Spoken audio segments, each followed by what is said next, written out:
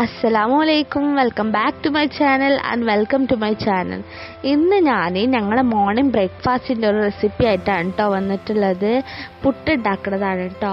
നിങ്ങൾ വിചാരിക്കുന്ന പോലെ പാക്കറ്റ് പൊടി വാങ്ങിയിട്ടുള്ള പുട്ടല്ല, ഞങ്ങൾ വീട്ടിൽ പൊടിച്ചെടുക്കുന്ന പത്തിരി പൊടിയിൽ എങ്ങനെ നല്ല പാക്കറ്റ് പൊടി പോലെ വാങ്ങിയിട്ടുണ്ടാക്കുന്ന പോലത്തെ പുട്ട് ഉണ്ടാക്കാമെന്നാണ് കേട്ടോ. അതിനാദ്യം കുറച്ച് ചോറ് ഉപ്പിട്ടിട്ട് ഒന്ന് മിക്സി ജാറിലിട്ട് അടിച്ചെടുക്കട്ടോ. എന്നിട്ട് നമ്മളെ പത്തിരി പൊടിയിലിട്ടിട്ട് നന്നായിട്ട് കുഴച്ചെടുക്കട്ടോ.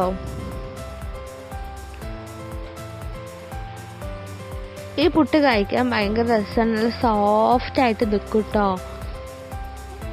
നമ്മളിവിടെ തേങ്ങയൊക്കെ ചിരകി വെച്ചിരിക്കണം കേട്ടോ. നമ്മൾ ചിരട്ടപ്പുട്ടാണ് കേട്ടോ ഉണ്ടാക്കണത്. അതിനാദ്യം ഒരു കുക്കറിൽ കുറച്ച് വെള്ളം വെക്കട്ടോ. എന്നിട്ട് ഈ ചിരട്ടപ്പുട്ടിൻ്റെ പാത്രത്തിൽ താഴെ കുറച്ച് തേങ്ങ ഇട്ട് കൊടുക്കുക. അവിടെ അതിൻ്റെ മേലെ അരിപ്പൊടി ഇട്ട് കൊടുക്കുക. വീണ്ടും തേങ്ങ ഇടാം കേട്ടോ. എന്നിട്ട് അത് ക്ലോസ് ചെയ്തിട്ട് കുക്കറിൻ്റെ മേലെ വെക്കട്ടോ. ആ വിസിൽ ഊരി കളയണേ. എന്നിട്ട് അതിൻ്റെ ആ ഇതുമല്ലാട്ട വെക്കണ്ടേ. അടിയിലൊരു കുനിപ്പുണ്ടാവും.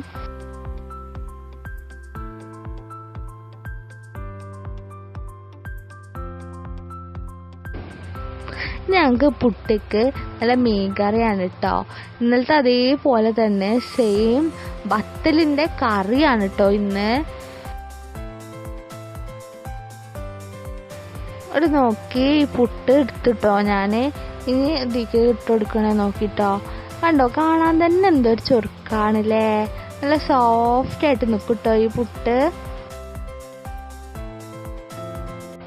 ഇനി വീണ്ടും ആ കുറ്റിയിൽ വീണ്ടും ഇങ്ങനെ ഫില്ല് ചെയ്യട്ടോ.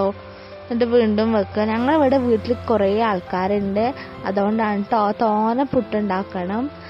അപ്പോൾ ഞങ്ങൾ പുട്ടിക്ക് മീൻകറിയാണ്. ഞാൻ കാണിച്ചു തരാം കേട്ടോ പുട്ട് എത്രത്തോളം സോഫ്റ്റാണ്. നിങ്ങൾക്ക് ഇങ്ങോട്ട് നോക്കി എന്തൊരു സോഫ്റ്റാണല്ലേ.